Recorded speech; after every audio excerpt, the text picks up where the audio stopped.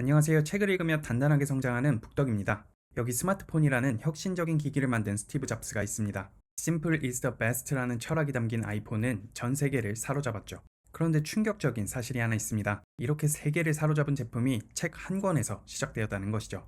스티브 잡스는 살아생전에 비우는 것이 아름다운 것이라는 선불교 철학에 대한 책을 수십 번 반복해서 읽었다고 합니다. 이런 사례는 잡스뿐만 아니라 세계적인 투자자인 워런 버핏, 빌 게이츠, 일론 머스크에게서도 찾아볼 수 있습니다. 워런 버핏 또한 자신의 투자 스승인 벤저민 그레이엄이 쓴 책 현명한 투자자를 가장 아끼며 반복해서 읽었다고 합니다. 그 책을 투자자의 성경처럼 받들었다고 해요. 반복해서 책을 읽는 건 책이 별로 없었던 시대에나 필요한 것으로 생각했는데요. 최근 뇌과학 연구는 오히려 지금 같은 정보 과잉 시대에 책을 반복해서 읽어야 한다고 이야기합니다. 책을 반복해서 읽으면 우리 뇌에 기적 같은 일이 발생하기 때문이죠. 교보문고 90주 연속 베스트셀러라는 엄청난 기록을 달성한 내면 소통에서 김주원 교수님은 이야기합니다. 뇌는 우리의 의식을 만드는 생성 모델을 갖고 있고 오감을 통해 얻은 정보는 이 모델을 통과하여 나의 의식이 된다. 이게 무슨 말인지 쉽게 설명해 드리겠습니다. 엄마가 아파서 빵을 사왔어 라고 아이에게 말하는 밈이 한동안 유행이었는데요. 똑같은 질문을 했지만 어떤 아이는 왜 빵을 샀어? 빵은 어딨어?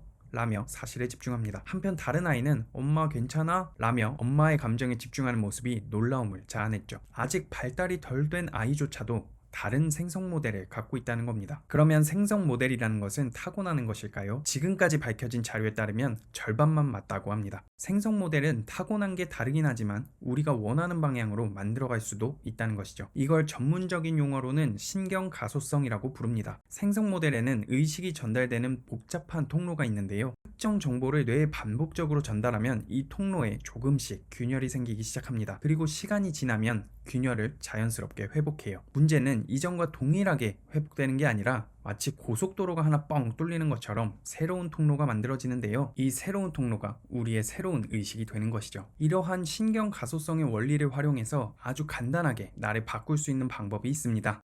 바로 같은 책을 여러 번 읽는 것이죠. 책을 처음 읽을 때는 생성 모델이 너무 강력해서 어떠한 균열도 주지 못합니다. 새로운 지식이 통로를 따라서 그냥 흘러나갈 뿐이죠. 그래서 자기계발서를 한 번 읽고 앞으로 열심히 살아야지 라고 다짐해도 일주일만 지나면 원래의 나로 돌아가는 겁니다. 내 행동에 변화를 주고 싶다면 생성 모델에 균열을 내야 합니다. 그러려면 최소 3번은 읽어야 해요. 왜냐하면 세 번째 읽기부터 신경 가소성이라는 기적이 시작되기 때문이죠. 10번째 읽을 때쯤이면 자다가도 툭 치면 튀어나올 정도로 고속도로가 탄탄하게 뚫립니다. 책 속에서 저자가 말하는 주장이 아니라 나의 이야기가 되는 것이죠. 다시 말해서 같은 책을 여러 번 읽는 게 재미없더라도 내 의식을 바꾸고 자아를 바꾸고 싶다면 여러 번 읽어야 합니다. 반복해서 책을 읽으면 내 의식이 변하는 건 알겠는데 모든 책을 반복해서 읽어야 하는 걸까요? 우리가 읽었던 그리고 앞으로 읽게 될 모든 책을 3번 이상 읽는다는 건 불가능할 뿐만 아니라 그럴 필요가 없습니다. 나의 뇌 안에 있는 생성 모델을 바꾸고 싶은 내용이 있는 책만 여러 번 읽으면 됩니다. 예를 들어 미루는 버릇이 생겨서 해야 할 일이 있는데도 유튜브 보고 인스타 보는 내 자신이 답답할 때가 있잖아요. 그러면 습관을 개선하는 것과 관련된 주제의 책을 10권 읽어도 되고요. 이 중에 한 권만 꼽아서 10번 읽어도 됩니다. 내 상황에 맞게, 내 성향에 맞게 선택하는 것이죠. 또 다른 예시를 들어볼게요. 자기계발서가 아니더라도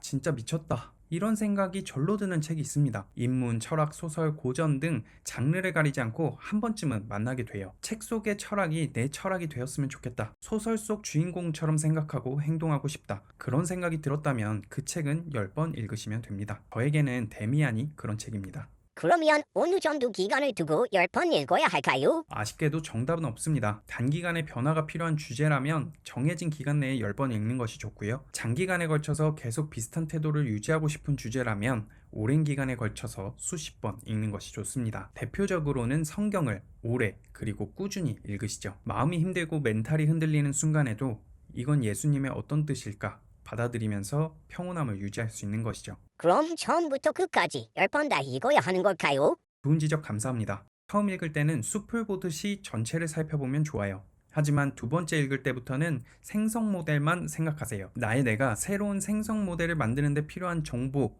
그 정보가 있는 부분만 중심적으로 읽는 게 좋습니다. 필요 없는 정보는 오히려 혼선을 주니까요. 지금까지 내용을 세 줄로 요약하면 다음과 같습니다. 하나, 책을 반복해서 읽으면 뇌의 생성 모델이 바뀐다. 둘, 생성 모델이 바뀌면 내 의식이 바뀐다. 셋, 책을 반복해서 읽으면 나의 의식이 바뀐다. 책만 반복해서 읽어도 지금의 나와 180도 달라질 수 있다는 사실, 다른 사람이 될 수 있다는 사실이 선뜻 믿기 어려운데요. 적어도 지금까지의 연구 결과는 그렇다고 합니다. 지금 바로 시작해 보시길 바랄게요. 지금까지 긴 영상 시청해 주셔서 감사드립니다. 함께 독서하며 성장하고 싶으신 분들은 좋아요와 구독 부탁드려요.